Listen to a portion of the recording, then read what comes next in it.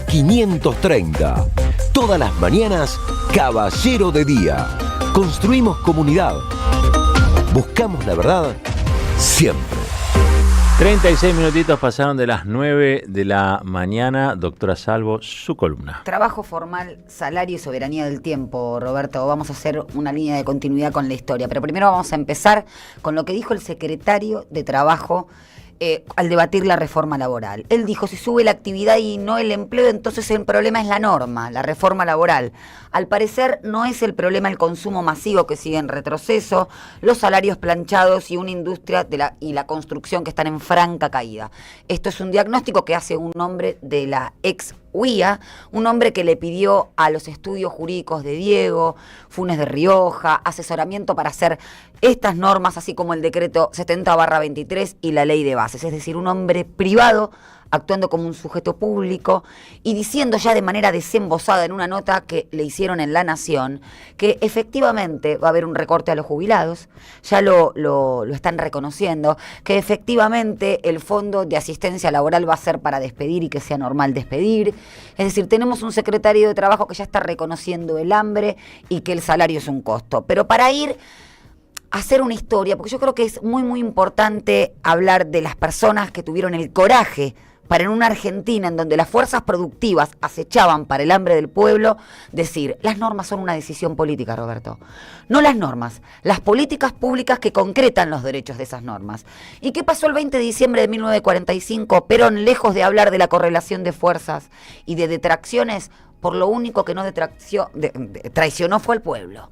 Y ese 20 de diciembre dictó un decreto para establecer el salario mínimo, el aguinaldo y las indemnizaciones ante el caso de despido arbitrario. Pero dijo, ningún trabajador de la nación argentina puede tener un salario inferior para que él y su familia, él o ella o su familia tengan esparcimiento, vivienda, transporte, salud, educación.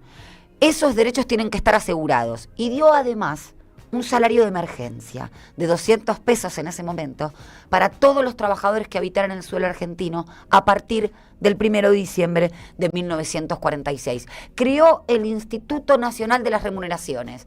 ¿Y sabés qué decía el artículo 21 de ese decreto? Que el salario mínimo que tenía que asegurar todos estos derechos iba a actualizarse en función de la inflación. Fíjense, mientras tenemos muchísimo nanismo discutiendo qué se puede hacer, Perón hizo lo que después hizo Néstor y Cristina Kirchner. Pese a quien le pese y duele a quien le duela. A Perón, a Néstor en su momento y a Cristina en la actualidad no los persiguieron por las internas. No los persiguieron por los errores, los persiguieron por esto. Porque el pueblo argentino comía y comía bien. Es decir, tanto Perón como Néstor y como Cristina ataron el trabajo formal, la soberanía del tiempo, es decir, no tener pluriempleo para poder comer, una jornada, porque eso es lo que decía Perón en ese decreto, quien trabaje 8 horas va a tener asegurado esto. Y es lo mismo que dijo Cristina, cuando aquel 9 de diciembre del 2015 se fue y dijo, no vienen por mí, vienen por ustedes. Entonces yo simplemente lo que quería hacer en esta columna, previa a la Navidad, yo también soy creyente, Roberto, previa a la Navidad, es decir, todo derecho tiene como articulación una política pública para poder ser consagrado. Y la consagración de la felicidad del pueblo, del bienestar general, como decía Perón en ese decreto, tiene que ver con las condiciones materiales.